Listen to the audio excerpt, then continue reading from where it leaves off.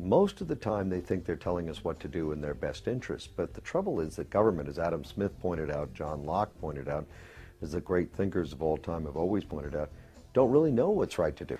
Government often makes the wrong choices because it doesn't understand the consequences of its actions. So even when it doesn't desire to be a nefarious force, to be a dark force, it often is.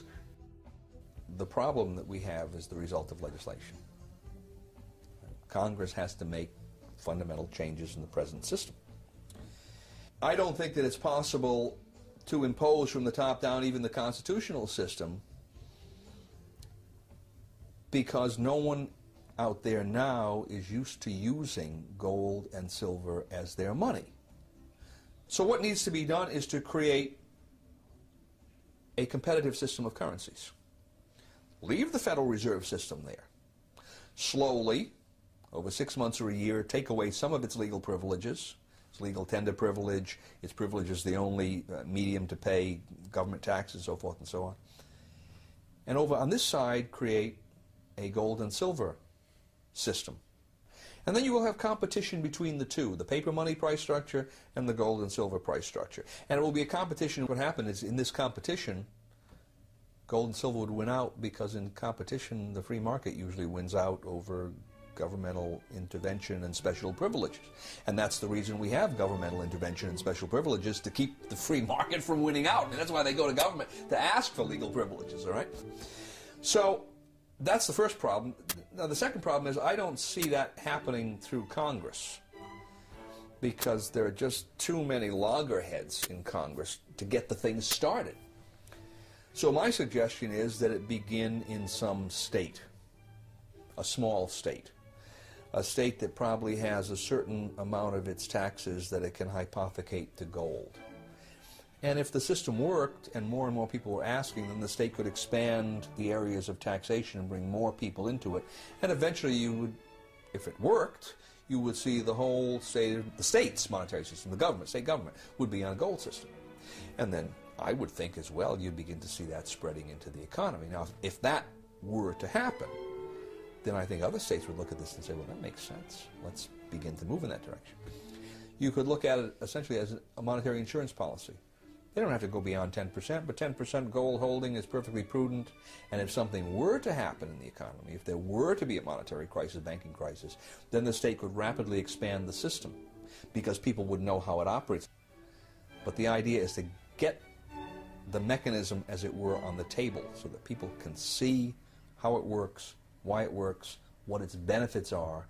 They don't have to be afraid of it. And arguments along the lines of there's not enough gold and silver in the world to do this will, that kind of thing will be shown to be fallacious. Concerned citizens should be asking themselves questions like, why do you feel like you're on a treadmill that's constantly running faster? Hey.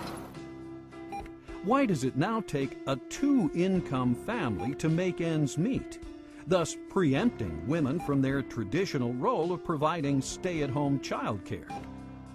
Why do we see a never-ending expansion of government, even though our elected officials endlessly promise to reduce it?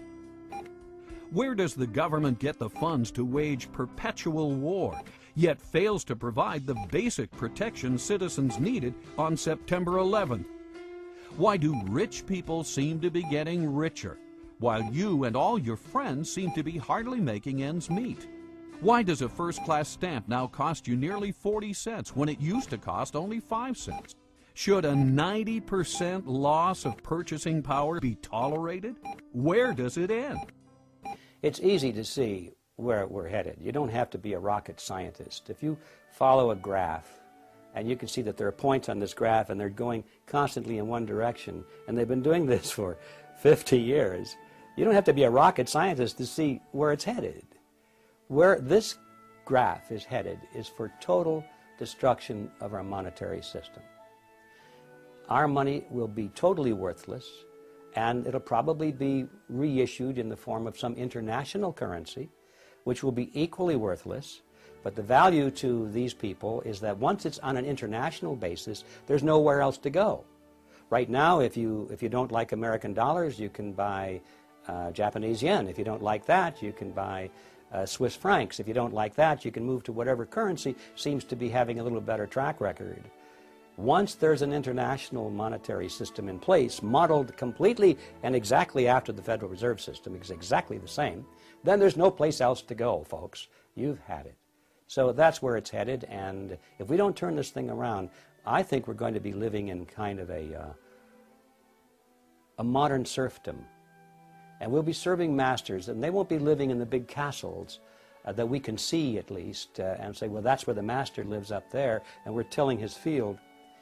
Our masters will be the bankers and the politicians, and they'll live in big houses, but they won't be castles. But we'll be serving masters nevertheless, and we'll be thinking they're wonderful people without realizing that they are our masters.